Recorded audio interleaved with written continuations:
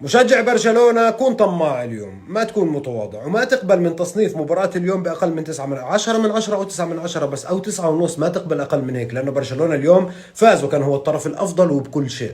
كان الأفضل في كل مراحل اللعبة، كان الأفضل بكل أوقات المباراة. ما شفنا في أوقات طويلة، حتى في الأوقات اللي نعنش فيها شوي وبالباو شفناه على أرضية الملعب كانت هي دوب ضربات، ولكن ما في سيطرة وأفضلية للفريق المنافس اللي اسمه البلباو، بحكي كمان مرة، على أرضية الملعب.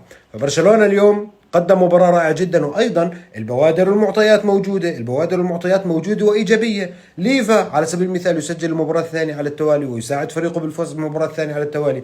لامين يامال والمستوى اللي قدم الشوط الأول، بيرنال في منتصف الملعب، كوندي، بالدي، والله رافينيا من اللاعبين اللي عجبوني. على فكرة رافينيا يا جماعة عجبني كثير اليوم بكثرة المراكز والإرباك اللي كان يعمله من خلال تغيير. كمان شوي رح نتكلم بالأمور التحليلية، ولكن في النهاية برشلونة من اصل 6 نقاط حصل 6 نقاط، وامام مين؟ امام فالنسيا وامام بلباو. والله انا في مباراه اليوم كنت يعني اقول من الممكن انه لو مباراه اليوم انتهت بالتعادل، من الممكن يكون مشجع برشلونه راضي، لانه في النهايه الظروف صعبه شوي والمنافس اسمه بلباو.